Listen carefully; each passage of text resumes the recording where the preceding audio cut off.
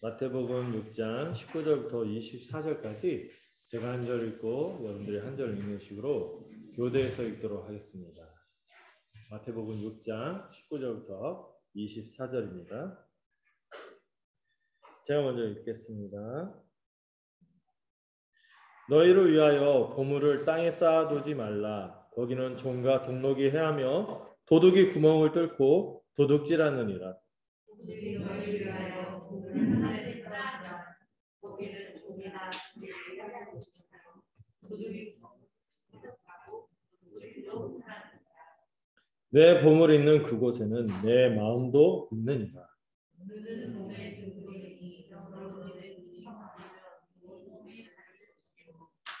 눈이 나쁘면 온몸이 어두울 것이니 그러므로 내게 있는 빛이 어두우면 그 어두움이 얼마나 더하겠느냐.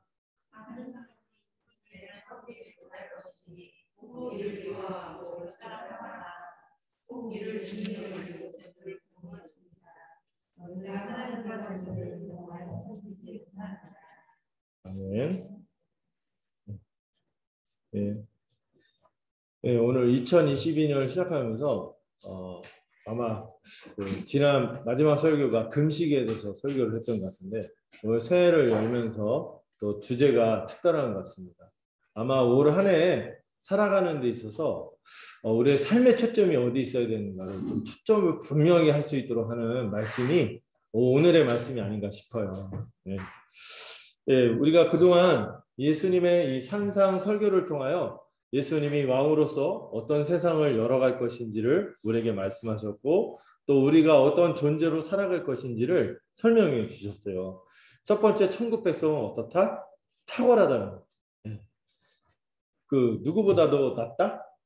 그 당시 율법에 있어서 최고로 지식이 있었던 서기관들보다 최고로 실천했던 바리새인들보다 우리가 훨씬 날 거라.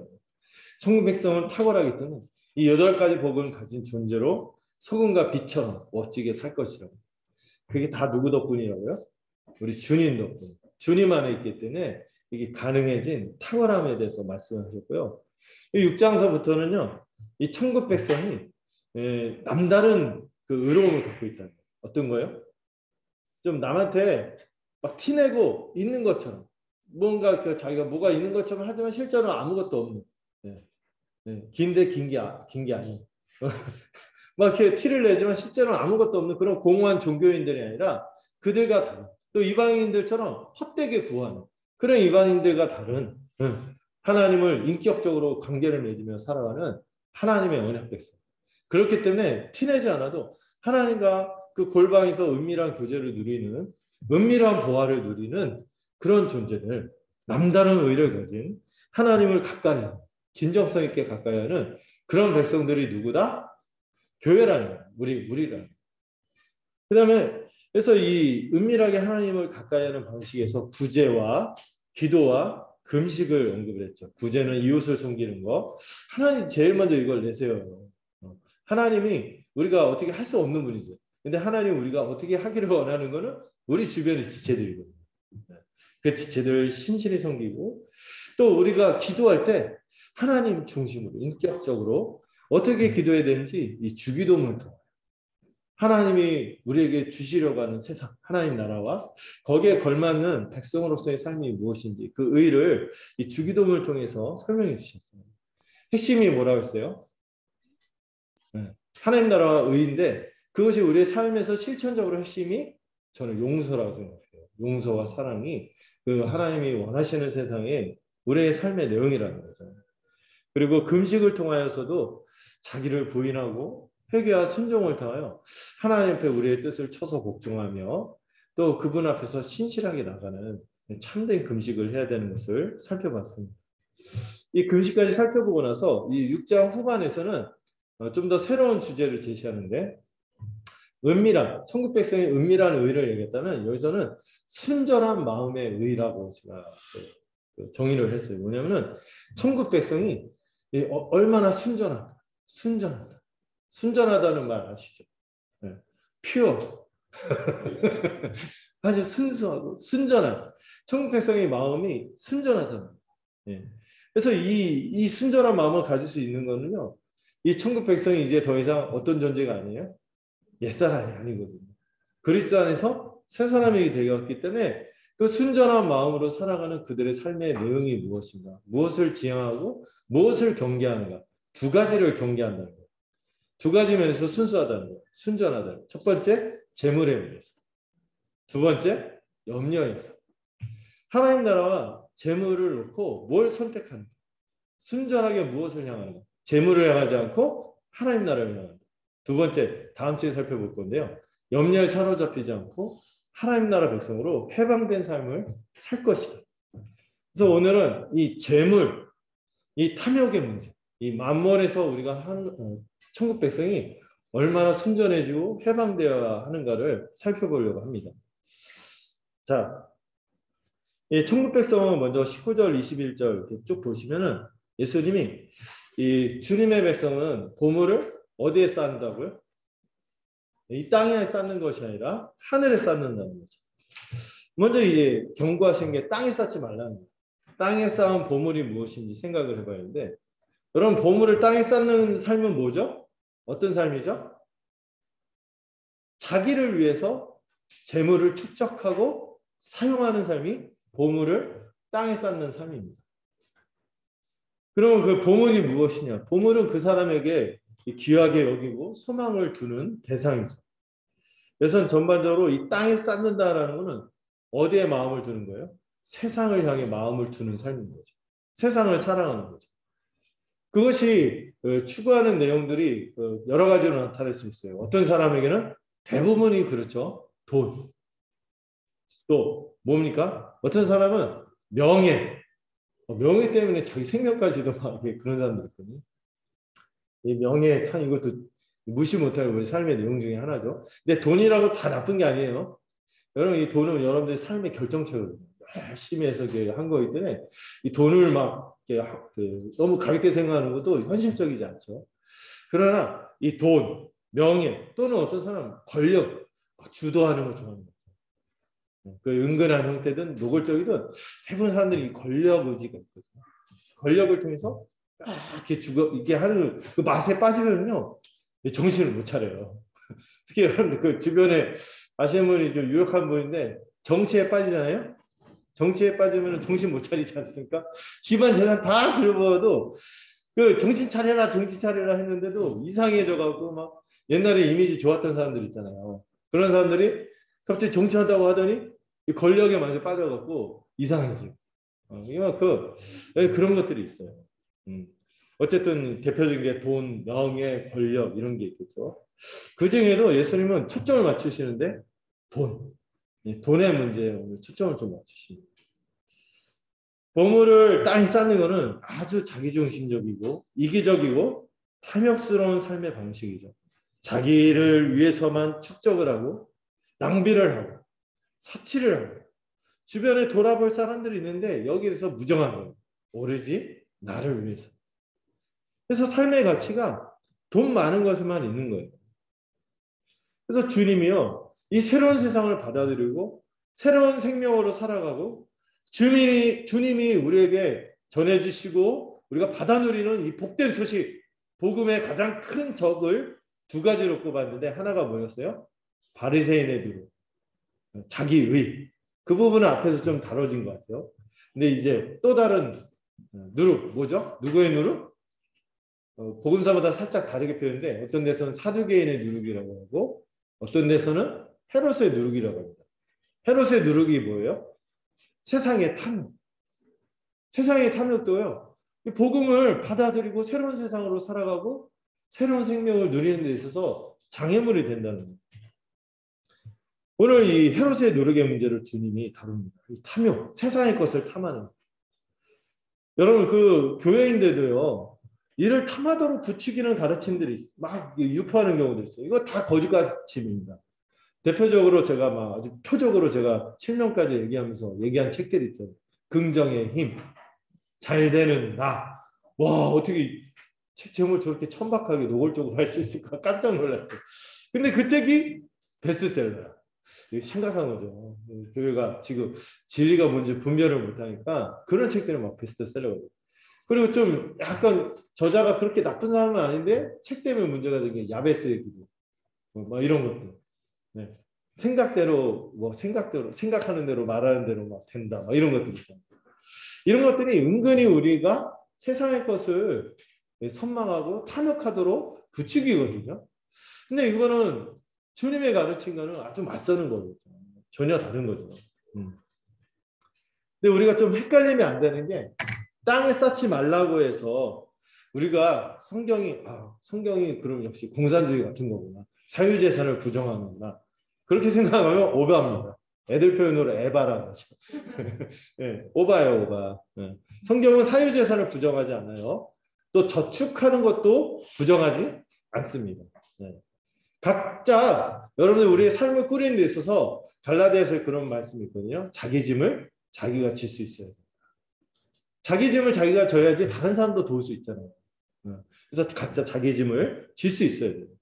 또 자기 손으로 에베소서에 그런 표현이 있죠. 자기 손으로 수고해서 다른 사람을 돌볼 수 있도록 구제하라는 것이 성경의 원리고, 그래서 우리가 일하는 것도 있잖아요. 일하고 수고함으로 우리의 삶을 영위하고.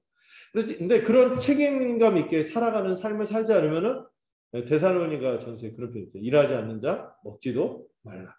그래서 성실하게 일하고 우리가 이렇게 우리의 삶을 영위해 나가도록 최선을 다하는 것은 당연한 삶의 내용이자 성경에서 반대하지 않는 거죠.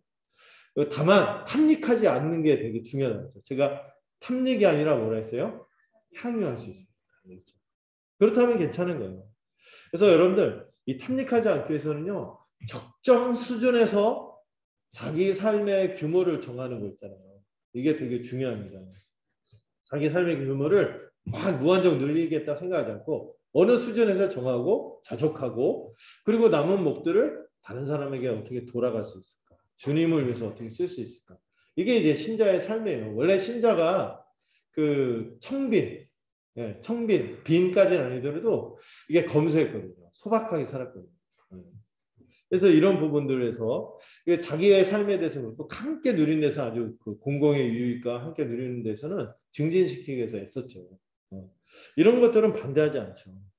그래서 여러분 저축도요, 투자 말고 막 허황되게 막 이렇게 하는 거 말고 저축 있죠. 자기와 더불어 다른 사람들을 돌볼 수 있도록 배려심 있게 저축하는 거는 유익하고 건전한 것이죠. 이런 거 나쁘다고 한 게 아니에요. 땅에 쌓지 말라 해서 막 저축도 하지 말아야 돼. 보험도 들지 말아야 돼. 이렇게 하시는데 아니에요. 예, 물론 그런 걸로 내 삶이 안전하다 이렇게 생각을 갖는다는 그런 문제가 있겠죠. 그러나 우리가 규모 있게 살고 배려심 있게 저축하는 것은 필요할 수 있어요. 이런 걸 반대하지 않습니다. 어쨌든 우리가 이 세상을 살 때 땅에 쌓지 말아야 하는데 그 이유를 주님이 말씀하시죠. 이 땅에 쌓으면은 어떻게 돼요? 부질없다. 부질없게 되는 거예요. 왜? 좀이 갉아버린다. 여러분들 모를 거예요. 우리 어린 세대들은 좀이 뭔지 모를 거예요. 무좀은 알죠.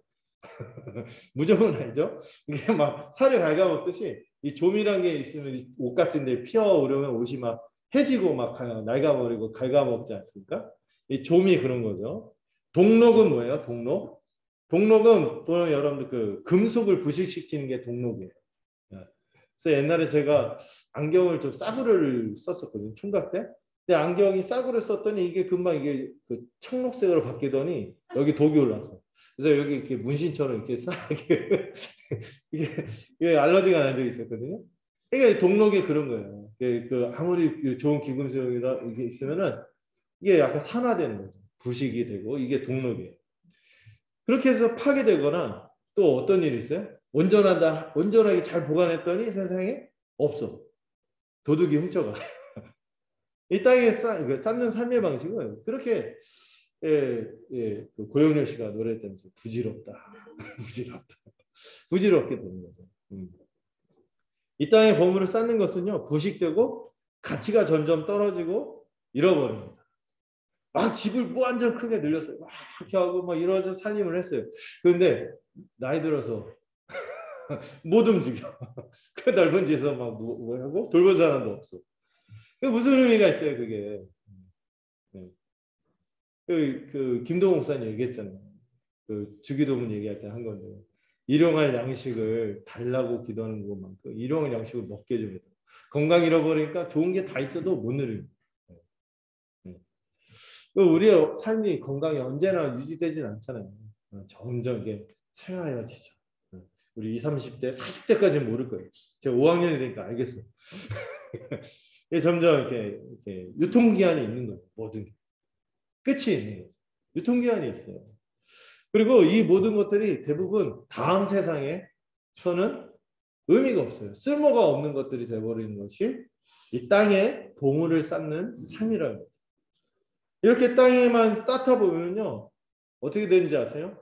그 자신이 갖고 있는 것만 부식되고 가치가 떨어지고 잃어버릴 뿐만 아니라 그 자신도 함께 그 땅에 쌓은 것과 함께 부식되고 가치가 떨어지고 잃어버리게 되는 거죠. 그래서 주님은요. 이 보물을 쌓는 장소로 무엇과 무엇을 대조해요? 땅과 하늘을 대조하고 있어요. 네, 오늘 본문에서 두 가지 대조가 나오거든요. 땅과 하늘을 대조하고 이것을 연결해서 24절에서 누구를 섬기는 것, 누구를 섬기는 것? 재물과 하나님을 섬기는 것과 이게 딱 대조시키고 있어요. 이 두 개가 연결됐어요. 그래서 자기를 위해서 재물을 사용하는 삶, 축적하는 삶은 만족을 주지 못하고 무의미하다는 좀, 동록, 도둑 세 가지 생각하세요. 종, 부식, 동록, 가치훼손, 도둑, 상실 잃어버리는 거죠. 무의미해요. 무의미해요. 이런 것들을 아무리 재물을 자기를 위해서 재물을 사용해도 뭐가 없을까요? 안식은 주어지지 않아요. 원래 사람은 안식이 있을 때만 만족을 누리고 거기서 행복이 있는데 이 안식은 누구만 줄 수 있어요? 하나님만 주시는 거예요. 사람의 내면은 블랙홀과 같다고 했거든요. 어거스틴이 사람의 내면은 큰 구렁이 있는데 무엇을 채워도 채워지지 않는다는 거죠. 오직 그걸 채우실 수 있는 분은 누구밖에 없어요? 하나님밖에 없어요. 그래서 누가복음 12장 15절에 보면은 주님이 이런 말씀을 하십니다. 한번 같이 볼까요? 네, 읽어보겠습니다. 시작. 그들에게 이르시되 성과 모든 산식을 물리치라. 하나님의 생명이 그 소유에 영록한 데 있지 않느니라. 함심을 물리치라. 사람의 생명이 그 소유에 넉넉한 데 있지 않고 주님에게 있는 것이죠. 그 어리석은 부자의 비유 아시죠? 내가 이거 돈 벌어갖고 창고를 새로 짓고 이렇게 해서 이렇게 어떻게 쓰고 이렇게 하고 계획을 했는데 그날 밤 주님이 내가 너 데려가려나 하면은 이제 아무 의미가 없는 거죠. 여러분 이 돈이 행복을 가져다주며 능력의 근원이라고 생각하는데요. 이런 것이 땅의 보물을 쌓는 것이죠. 이 결국 자기를 위해 돈을 쓰는 탐욕으로 그 땅의 보물을 쌓는 사람은 나타납니다. 그러면 이거와 대조되는 하늘에 쌓는 보물은 뭘까요? 네. 하나님 나라를 위해서 재물을 사용하는 삶이라고 볼 수 있어요. 네. 하늘은 보통 제가 몇 번 설명을 했죠. 하나님의 통치하시는 보좌를 뜻한다고 했습니다. 또 보통 유대인들은 이제 하나님 이렇게 말하기 꺼려서 하늘이라는 표현을 대용해서 썼다고 했죠.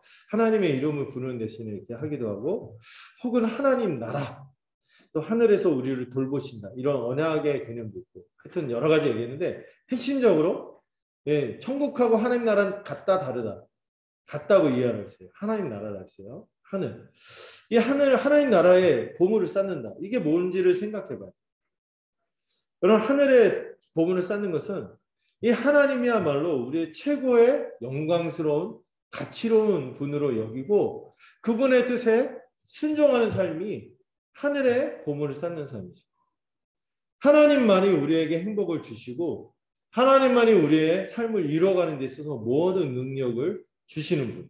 능력의 근원이요 복의 근원이 하나님이신 것을 고백하는 거죠. 오늘 임예 찬송이 복의 근원 막 찬양했잖아요. 하나님은 복의 근원이시고 이걸 믿고 살아가는 게 하늘의 보물을 쌓는 삶입니다. 돈에 대한 탐욕에서 벗어나 가장 고귀한 하나님을 위해 그 돈을 쓰는 것이죠. 여러분, 하나님 나라를 위해 재물을 사용하는 삶이야말로 그 나라의 영원하고 복된 삶을 상으로 얻는 것입니다. 보물을 하늘에 쌓는 것이야말로 안전하죠.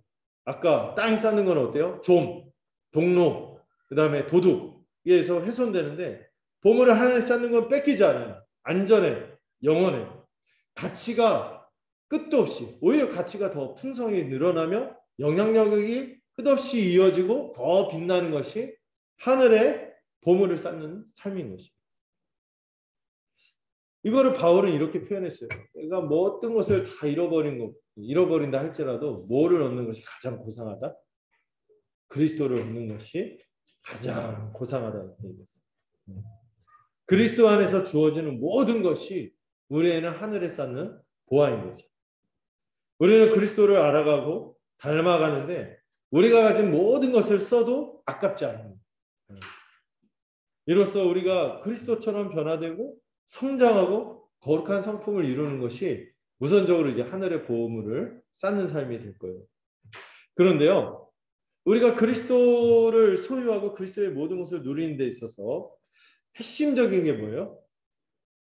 그 그리스도와 우리가 한 몸이 되는 순간 누구하고도 한 몸이 된 거예요? 교회하고도 한 몸이 됐잖아요. 주님과 한 몸인 이 교회에서 우리 지체들과의 관계를 한껏 피워 나가는 것이 저는 이 하늘의 보화를 쌓는 삶이라고 생각합니다. 이것이 영생으로 초대되는 방식입니다. 또 영생을 누리는 방식이기도 한 거죠. 우리가 한 몸이 된 그리스도를 알아가고 그분처럼 닮아가는데 혼자 알아가고 닮아가는 거 어떻게 입증돼요? 교회에서 한 몸으로 살아갈 때만 입증되는 거죠. 그래서 우리가 서로 사랑으로 섬기고 구제할 때 하늘의 보물을 쌓는 거예요. 그래서 교회로서 살아가는 삶의 풍성한 삶의 방식, 이게 하늘의 보물을 쌓는 거죠. 주님이 드신 비유 중에 누가복음에 보면 그 불의한 청지기의 비유가 있어요. 그 비유를 굉장히 어렵다고 그래요. 근데 핵심이 뭔지를 이해하셔야 돼요. 불의한 청지기 이야기 아시나요? 어떤 주인이 청지기, 그 집에 이제 총무 집사죠. 그 재산을 맡겼어요. 근데 이 청지기가 어떻게 했어? 막 함부로 자기를 위해서 막 그 횡령을 하는 거죠. 유용하고 마음대로 막 썼어. 근데 어느 날 주인이 와서 야, 너 수상하다. 결산 좀 해야겠다 하고 딱 오기로 했더니 이 청지가 큰일 난 거야. 결산이 시작되면 자기가 어떻게 돼? 100% 잘릴 것 같으니까. 아, 이렇게 하면 내가 이 나이에 어디 취업하기도 어렵고 망신스럽고 하겠다. 그래서 그가 살기 위해서 한 방책이 뭐였어요? 그가 그 주인한테 빚진 다른 지인을 불러서 너 얼마 빚졌냐? 100입니다. 그래? 50으로 해줄게. 이렇게 하면서 중간에서 막 선심을 막 이렇게 베풀어요. 그러더니 나중에 주인이 왔어요. 특이한 게 주인이 그 얘기를 듣더니 어떻게 했어요?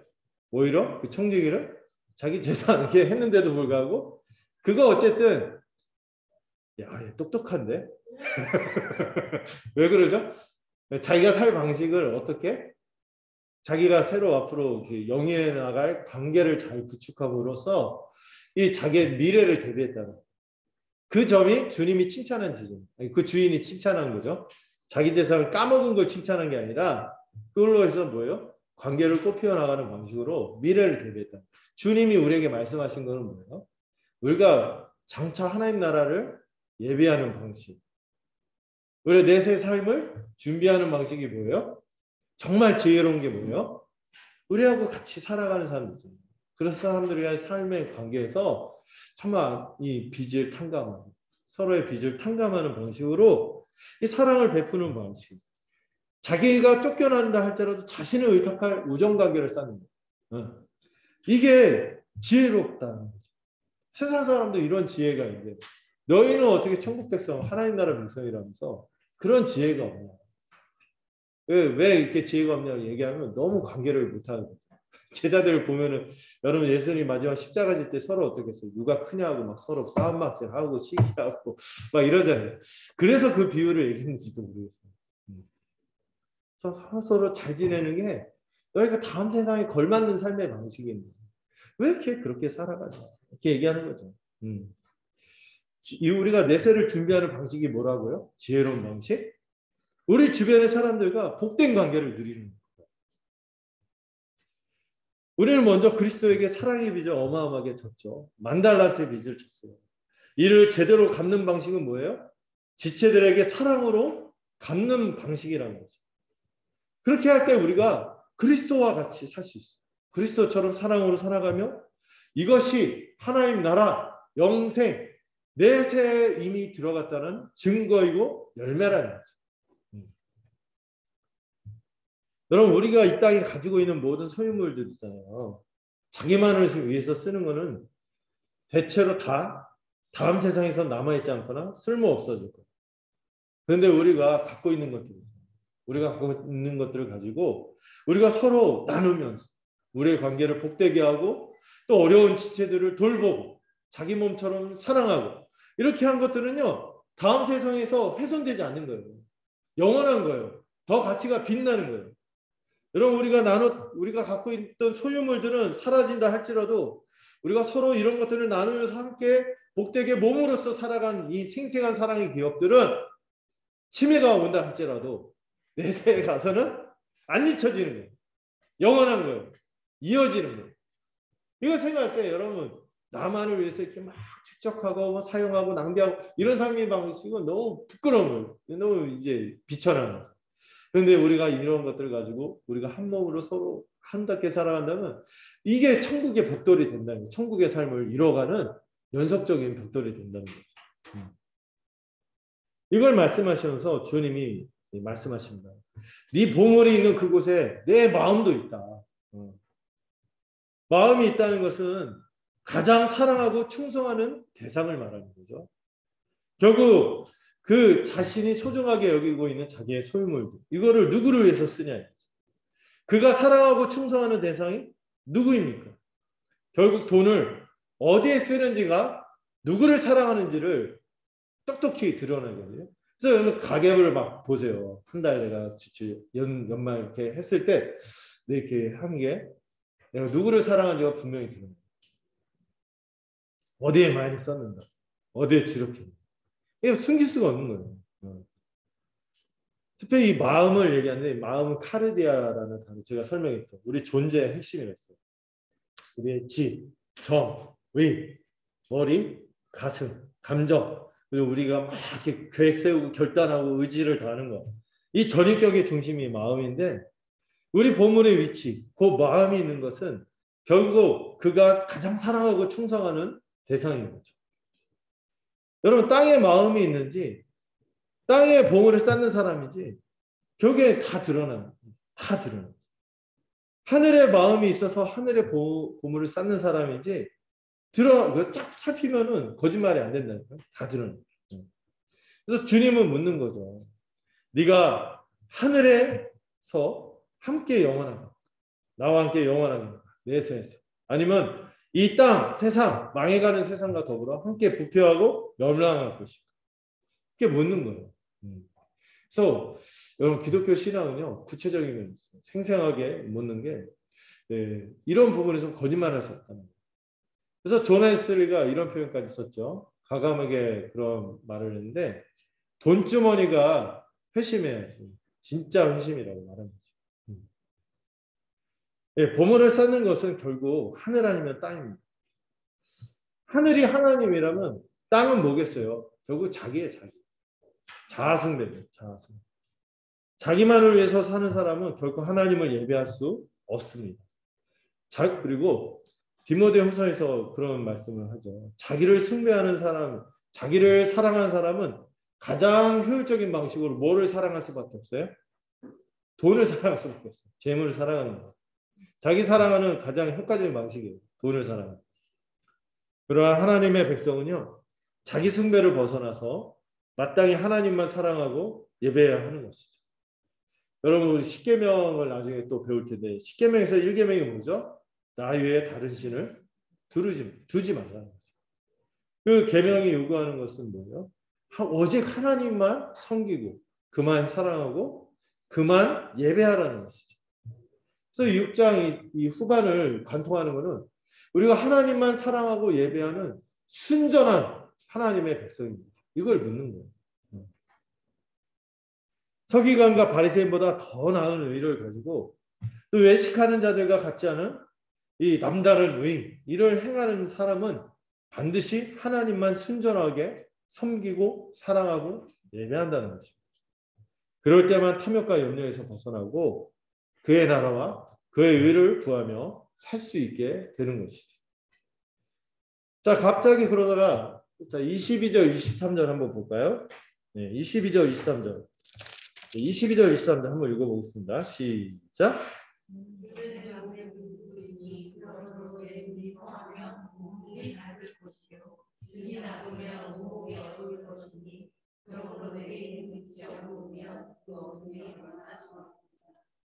갑자기 여기서 당황스럽죠? 이렇게 하다가 24절 가면 좋겠는데 갑자기 눈 얘기가 나와요. 주님이 눈 건강에 관심이 있으신가? 루테인 이런 건 아닐 거예요. 근데 여기서 중요한 표현이 눈은 뭐의 등불이다?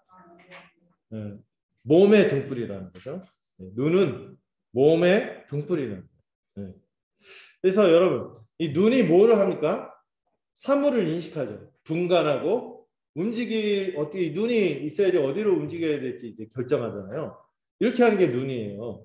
그래서 눈은 그 사람이 어떤 지향하는 거, 또 그 사람의 가치를 두는 거, 그 사람이 무엇을 목적으로 하는지를 표현하는 것이 눈이에요. 네. 결국 눈하고 뭐하고 아주 연결이 돼요. 아까 회중에서 얘기하는데 마음. 눈은 마음과 직결돼요. 네 보물 있는 것에 마음도 있다 하고 눈 얘기를 하잖아요. 눈과 마음이 연결이 돼요. 그리고 이 눈은 뭐의 등불이라 했어요? 몸의 등불이라 했죠. 몸 전체의 방향을 결정하고 인도해 가는, 가이드해주는 등불이 눈입니다. 그리고 이 몸이라고 했을 때 이 몸은 단지 물리적인 신체적인 몸을 얘기하는 게 아니에요. 신체를 뜻하는 게 아니라 몸을 갖고 있으면 어떻게 해요? 형태를 갖추잖아요. 눈에 보이죠. 그리고 구체적이죠. 그리고 다른 무엇과 관계를 맺게 하는 힘이 몸이에요. 그래서 이 몸은 뭐예요? 세상과 사람과 이 관계 맺는 전체 상과 연결되는 게 몸입니다. 이 눈은 그러니까 눈이 무엇과 무엇을 연결해요? 우리의 마음과 몸을 연결하는 연결체가 눈입니다. 이 마음에 생각하는 바를 몸으로 해서 세상과 또 다른 사람과의 관계로 연결이 되는 거죠. 그래서 이 사람이 그 눈으로 무엇을 바라느냐가 삶 전체를 결정해요. 이 사람은 그가 소망하는 바를 따라, 그가 바라보는 바를 따라 살아가기 때문에 눈이 그 인생 전체를 결정하는 것이죠. 그가 바라보고 추구하는 것이 그의 존재와 삶을 만들어가는 거예요. 이 눈이 마음과 연결하고 그의 구체적으로 몸으로 표현되는 몸으로 관계 맺는 모든 것과 연결이 되기 때문이죠. 그래서 여러분들 좀 우리 친구들 중등부까지는 모를 텐데 옛날에 고등학교 교과서에 큰 바의 얼굴이라는 책이 있었어요. 그 이야기가 있었어요. 그 좋은 것이 쓴 나다나엘 호손 그 사람 이제 단편인데 큰 바의 얼굴이 이렇게 있는데 그 어떤 사람이 늘 바라보는데 야, 저 큰 바의 얼굴도 같은 사람이 누군가 했는데 누군지 알았더니 아니야. 누군지 했더니 아니야. 알고 보니까 이거 계속 바라보고 저렇게 살 수 있으면 좋겠다 했던 그 사람이 목회자들 기사의 목회자로서 그 큰 바의 얼굴이 자기의 모습이 된 걸 알게 됩니다. 뭔가 바라보는 게 그 사람을 형성하는 꿈꾸는 게. 그래서 앞에서 말한 보물을 하늘에 두고 여기에 마음을 두고 이를 바라보는 거가 하나님 나라 백성으로 살아가게 하는 기초로서 중요하다고 말씀하는 거죠. 그런데 주님이 이 눈의 상태하고 뭐가 연결된다고요? 몸의 상태하고 연결됩니다. 몸의 상태. 눈이 건강하면, 성하다는 게 건강하다는 거죠. 눈이 건강하면은 몸도 전체가 밝고, 눈도 밝고, 몸도 같이 밝을 것이고, 눈이 나쁘면 어떻게 돼요? 연약하고 그러면은 몸 전체도 어둡게 될 것이다. 이렇게 얘기해요. 네. 눈이 성하고 건강하면 온몸이 밝고, 눈이 나쁘고 병들면 온몸이 어둡다고 하시죠. 이게 단지 루테인 먹으라는 얘기는 아닌 거 아시겠죠, 이제?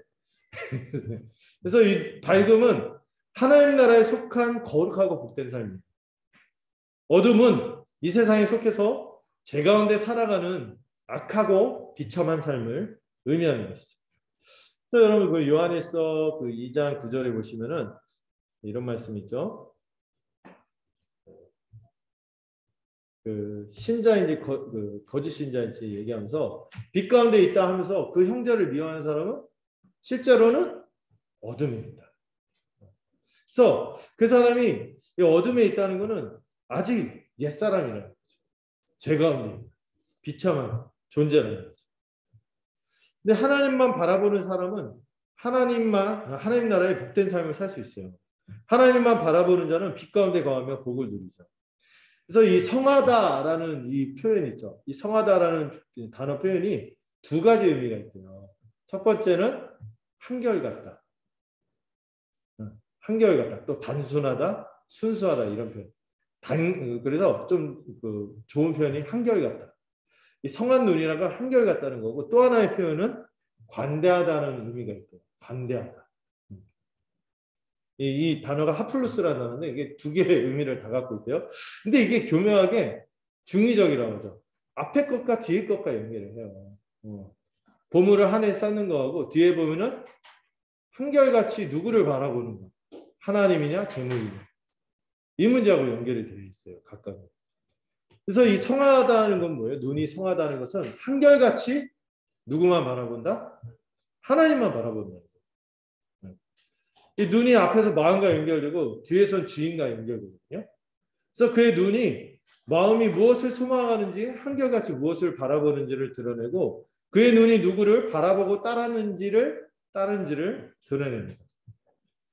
그래서 이 눈이 한결같다는 것은 하나님만 바라보는 또 하늘에 보물을 쌓는 삶에 그 보물을 거기에 두느냐 이 문제에 연결되어 있고 관대하다는 건 뭘까요?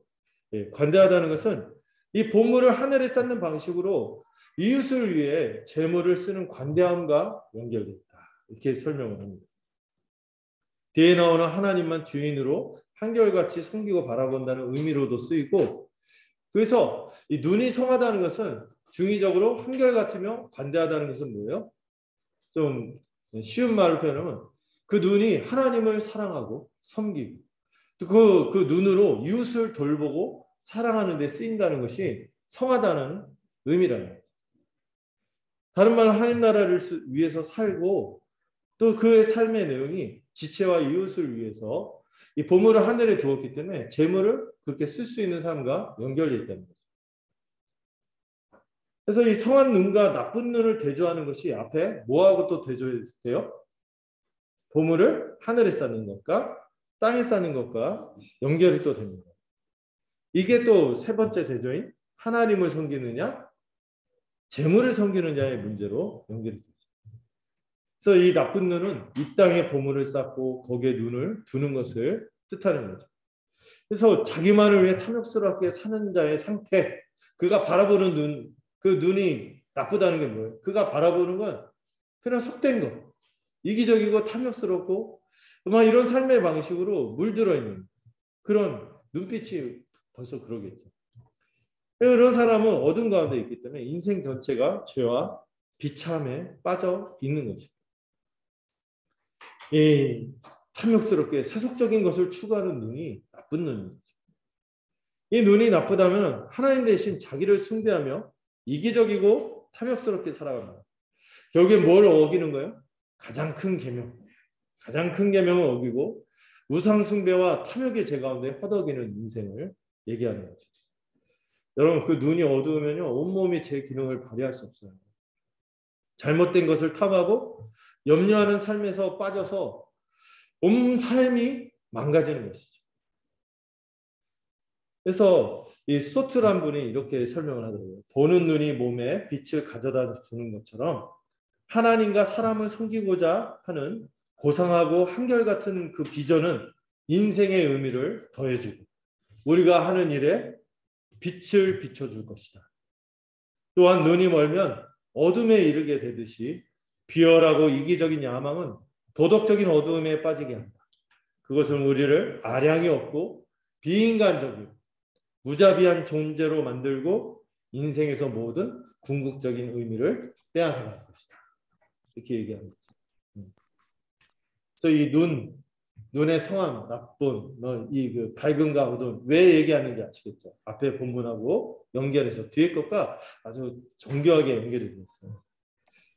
자, 그래서 24절 마지막으로 한번 읽어보겠습니다. 24절 읽어보겠습니다. 시작.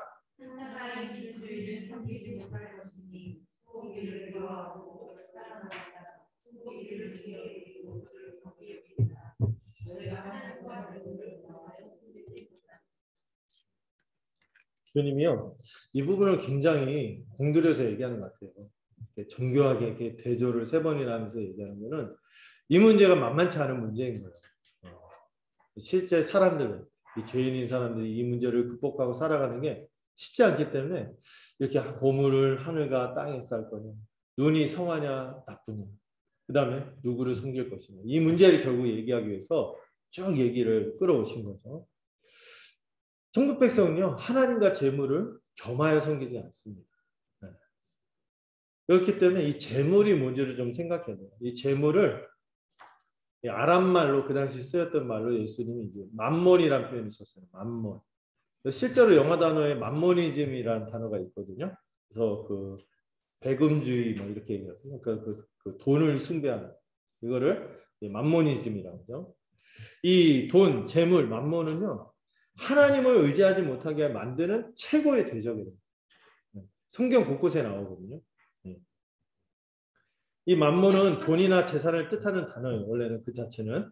원래 그 자체는요, 좋은 것도 아니고 나쁜 것도 아니에요. 그래서 이거를 가치 중립적이다 이렇게 얘기를 하잖아요. 나쁜 것도 아니고 좋은 것도 아니고. 그래서 그리고 세상에 어떤 존재가 하나님과 경쟁 구도에 있는 존재가 어디에 있습니까? 마귀라 할지라도 루터가 그렇게 얘기했잖아요. 하나님의 마귀라 했어요. 경쟁할 수 없어요. 그런데 예수님이 파격적으로 하나님과 맞설 수 있는 존재로 맘몬을 언급합니다. 이 재물을 그런 존재로 묘사하는 거예요. 왜냐하면은 사람의 마음, 이 죄된 본성이 여기에 마음을 두면은요, 이 맘몬은 사실 물질이잖아요. 그게 뭐 힘이 있겠어? 중립적인 거예요. 좋은 것도 아니고 나쁜 것도 아닌데 이 죄된 본성 마음과 연결이 되버리면 이 맘몬이 숭배의 대상이 돼요. 예배를 불러 일으키는 힘이 있다. 맘몬이 의지하고 충성하는 대상이 되어버리면은요, 하나님과 경쟁하는 강력한 우상이 되어버립니다. 이 맘몬은요, 그 순간 영적인 성격을 갖게 됩니다. 능력도 가지게 됩니다. 여기에 심령이 사로잡히면 어둠에 거하게 되고 쉽게 빠져나오지 못합니다. 라임이 맞는데 이 맘몬과 반대가 되는 신앙이 뭔지 아세요? 맘몬과 반대가 만나의 신앙. 라임이 맞죠? 만나냐? 맘몬이. 만나냐? 맘몬이. 이게 아주 정확하게 서로 대조가 돼요. 여러분, 이 맘몬은 그런 우리에게 착각을 불러일으켜요. 우리 실상, 이 눈에 보이는 실상으로 우리를 완전히 그 우리의 시야와 우리의 전체 감각을 잠식시켜서 이게 우리를 완전히 행복을 가져다 주는 것처럼, 우리의 안정을 가져다 주는 것처럼, 평안을 가져다 주는 것처럼 착각하게 만드는 강력한 힘이 이 맘몬에게 있습니다. 여러분, 그러나 사람에게 생명과 행복을 주시고 지혜도 주고 능력도 주시는 분은 오직 누구예요? 우리의 창조주 하나님이시죠. 하나님만이 우리가 마땅히 의지하고 충성해야 할 대상인데 이 인간이 죄인이 되어버려서 하나님을 떠났기 때문에 뭐가 생명과 행복을 준다고 믿어요? 이 맘몬, 돈이 생명과 행복을 준다고 믿는 거죠. 돈이 있으면은요, 어떤 지혜도 생기고 어떤 능력도 생길 수 있다고 막 착각하는 거죠. 그렇게 생각해요. 결국 하나님 대신에 돈을 의지하고 최우선순위에 두고 섬기게 되는 것입니다. 그래서 여러분들 그 디모데후서 3장을 보면은 말세 이 교회 안에도 심지어 가짜 신자들이 등장할 거예요. 근데 이 가짜 신자의 특징은 뭐라고 했어요? 본문 한번 같이 볼까요? 짧은 본문인데 같이 한번 보죠. 자, 한번 읽어볼까요? 시작.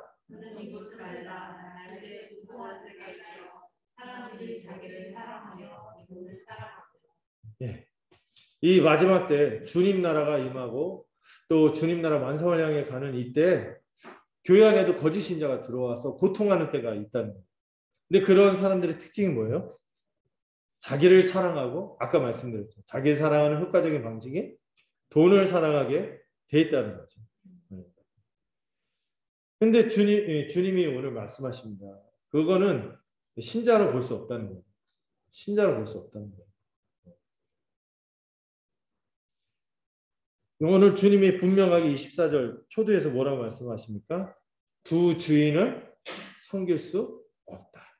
사람은 두 주인을 섬길 수 없다는 거예요. 하나님도 섬기면서 재물을 동시에 섬기는 것은 원천적으로 불가능하다. 여러분 주인은 뭐냐면은 최우선순위에 두고 의지하는 대상을 주인이라고 하는 거죠. 자신에게 생명과 행복을 줄 뿐만 아니라 거기에 지혜와 능력이 나온다고 믿고 그에게 그 대상을 의지하는 게 주인이죠. 항상 그 대상을 최우선순위로 두고 주인을 섬기듯이 그는 그 주인에게 종속될 수밖에 없어요. 소유되고 그에게 소속되는 거죠. 종은요, 그 충성을 나누지 못하는 존재예요. 오직 한 주인에게만 소유되고 충성을 바치게 됩니다. 여러분, 그래서 우리 주인과 종은요, 고용관계가 아니에요. 고용한 관계가 아니란 말이에요. 그의 소유가 된 거예요. 그의 소속이 된 거예요. 이건 고용이 아니에요. 여기서 뭐 그게 없으면 딱 떠나버리고 막 있잖아요. 네. 그런 고용 관계가 아니라 소유의 문제입니다. 소속의 문제이기 때문에.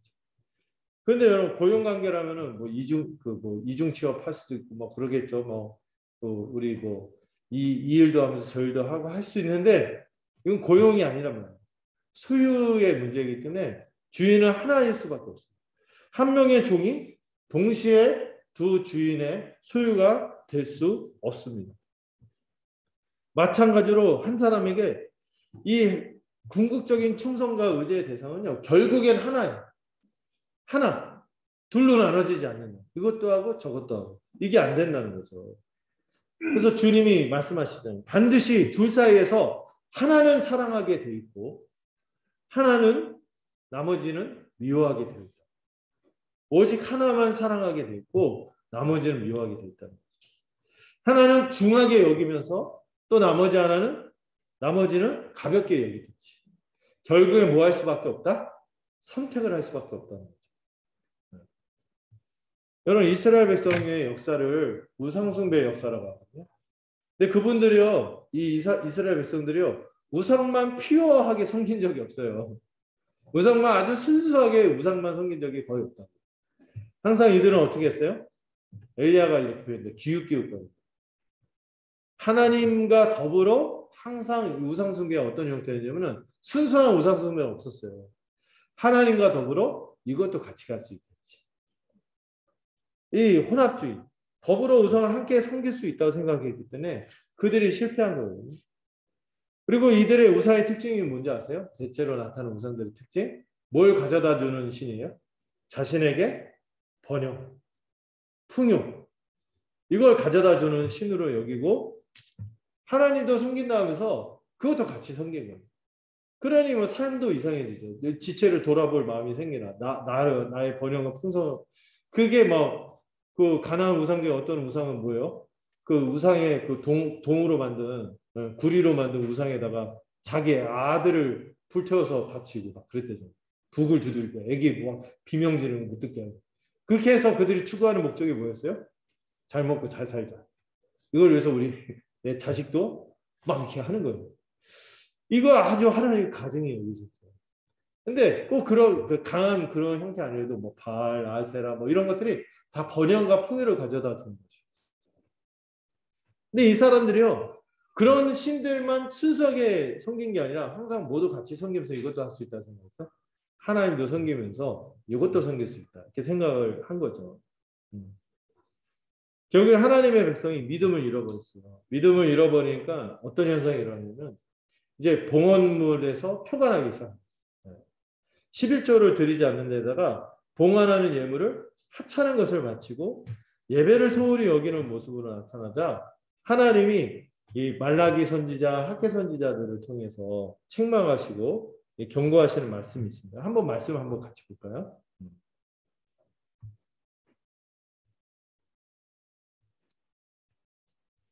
자, 일단 말라기서 1장 8절을 보겠습니다. 같이 한번 읽어볼까요? 너희가 눈먼 희생제물을 바치는 것이 어찌 악하지 아니하며 저는 것 병든 것을 드리는 것이 어찌 악하지 아니하며 이제 그것을 너희 총독에게 드려보라. 그가 너를 기뻐하겠으며 너를 받아주겠느냐. 이들이요 이제 그 포로기가 끝나고 돌아왔어요. 그런데 이 심령이 낙심해 있고 그러다 보니까 하나님이 별로 매력 있어지지 않는 거죠. 예배하는 것도 아주 신산스럽게 여기고 아주 귀찮게 여기고 그러다 보니까 어떤 현상이 있어요? 이 봉헌 예물을 이상한 걸 막 드리고 11조도 안 바치고 봉헌 예물을 드는데 저는 거 병든 거 막 이런 거 이런 걸 막 바치는 거예요. 그러니까 하나님이 선지자 통해서 어떻게까지 얘기해요? 그러니까 너의 지금 식민지로서 이제 지배하는 총독한테 그런 거 바쳐봐. 그거 받겠냐? 근데 하나님한테는 하나님은 하나님 뭐 언약의 하나니까 이런 괜찮겠죠 하면서 이게 막 소홀히 한 거죠. 이 얘기를 할 때 얼마나 선지자의 마음도 하나님의 마음도 참담하겠습니까? 이렇게 돼버린 거죠. 또 이런 학개서에서는 이런 말씀을 또 합니다. 같이 읽어볼까요? 이 성전이 황폐하였거늘 너희가 이때 판벽한 집에 거주하는 것이 옳으냐. 그러므로 이제 만군의 여호와가 이같이 말하노니 너희는 너희의 행위를 살필지니라. 너희가 많이 뿌릴지라도 수확이 적으며 먹을지라도 배부르지 못하며 마실지라도 흡족하지 못하며 입어도 따뜻하지 못하며 일꾼이 삭슬 받아도 그것을 구멍 뚫어진 전대에 넣음이 되느니라. 여기 말씀해 보면은 이스라엘 백성들이 돌아왔어요. 돌아왔는데도 성전을 안 짓고 그리고 그 방치해 버린 거예요. 그러니까 제사장들이 먹고 살 게 없어. 또 레위인도 그 성전에 봉사하는 사람 먹고 살 길이 없으니까 성전이 완전히 방치돼 버려요. 그런데 자기들 집은 어떻게? 판벽한 집이 뭐냐면은 그 고급 빌라. 괜찮은 집. 굉장히 자기 삶의 규모를 막 늘리면서 예배하는 것에 대해서 막 방치하고 막 이렇게 하는 것에서 하나님이 언약 맺은 하나님이잖아요.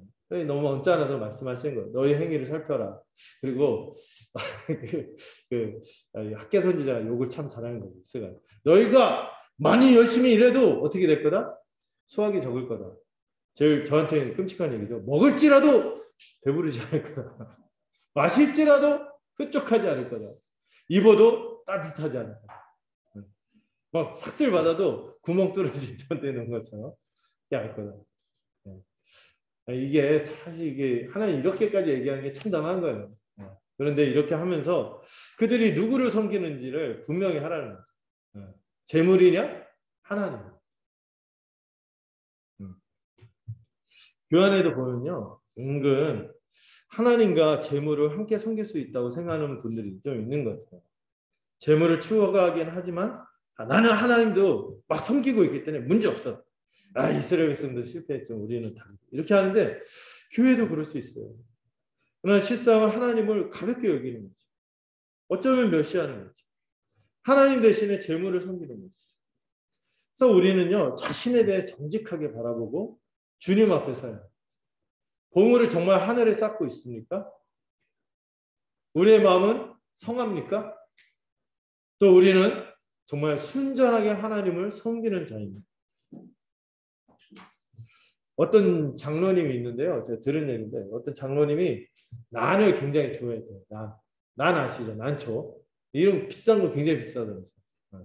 이 난을 굉장히 좋아하는 분인데 어느 날 집에 값비싼 난이 같은 게 2개 들어있어요. 같은 게 2개가 들어왔어요. 그러니까 이 장로님이 이 부인인 권사님한테 하나를 내가 교회에 봉헌하겠다고 딱 얘기한 거예요. 그러니까 이 권사님이 이 얼마나 난을 사랑하지 않을까. 당신이 웬일이냐고 막 이렇게 얘기했어요. 그러면서 어떤 걸 드릴 거야? 하고 물어봤더니 차차 정확하게 이렇게 하더니 어느 날 주일날 아침에 봉헌하러 가는 날 집에 같이 나사려는 권사님에게 어떡하지? 봉헌하기로 한 난이 시들었어. 차차 정하기로 하지 이래놓고는 아침에 둘 중에 하나가 시들었는데 어떡하지? 봉헌하기로 하기 시들었어. 이렇게 얘기했다는 거죠. 예, 그래서 그런 얘기를 하는 거예요. 우리의 것 중에서 항상 하나님에게 드릴 것은 시들거나 죽거나 가치 없는 것이 되는 그런 경향이 있지 않는가. 이렇게 꼬집어서. 결국 오늘 얘기한 것의 결론이 24절이에요. 보물을 하늘에 쌓는 땅에 쌓을 것이. 무엇을 바라보는가? 성한 눈으로 바라보는 것. 빛 가운데 거하면서 하나님만 한결같이 바라보는 것. 아니면 어둠 가운데 있어서 재물을 자기를 위해서만 쓰면서 살 것이다. 오늘 주님은요, 우리를 끝까지 밀어붙이시는 거예요. 예배자가 될 것인지 우상숭배자가 될 것인지 선택하라고 요구하시는 것입니다. 하나님의 백성은요, 하나님만 섬길지 아니면 돈을 섬길지를 결국엔 택해야 돼요. 예수님의 제자가 됐다는 것은 무슨 말이라 하세요? 내가 그분의 백성으로 예수님을 오직 내가 충성할 왕, 대상, 주님으로 섬기고 그분에게만 충성을 다하는 종이 되었다는 것이죠. 천국 백성은 하나님만 의지하며 섬기는 자가 아니겠어요. 우리가 이 하나님의 백성으로서 하나님의 안식을 주는 분임을 믿기 때문에 하나님을 의지하고 예배하고 하나님과 그의 나라를 위해서 특히 지체들을 위해서 우리의 갖고 있는 재물들을 복되게 사용했으면 좋겠어요. 이런 것들은 다 지나갈 거예요. 지나가고 아까 얘기했죠. 좀, 동로, 도적이 이 유한하게 하고 하겠지만 뭐는 영원하다고요? 우리가 하늘에 쌓는 방식으로 우리가 서로 사랑을 주고받고 이렇게 우리가 서로에게 따뜻한 추억들, 기억들 이게 복되게 관계를 영위한 것들은 다음 세상에서도 영원할 것이라고 했습니다. 다시 묻겠습니다. 우리의 보물은 땅에 있습니까? 하늘에 있겠습니까? 우리의 마음은 하나님 나라를 소망하며 이를 추구하며 살아갑니다.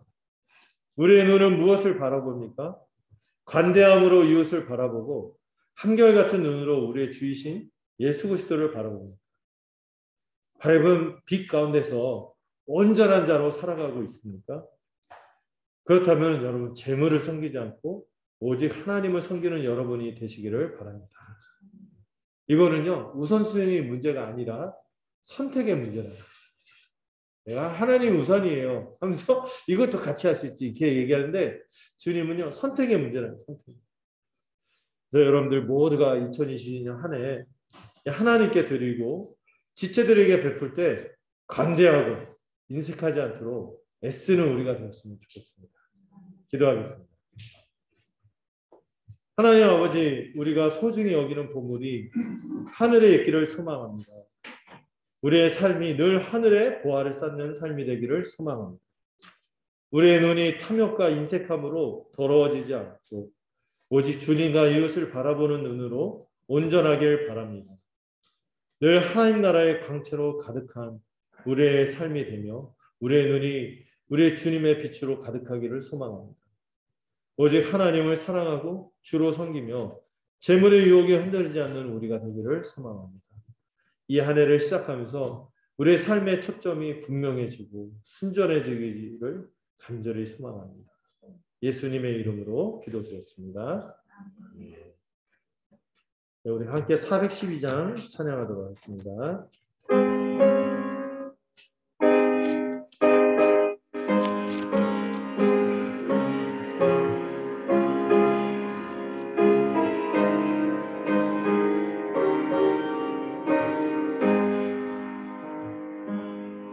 네.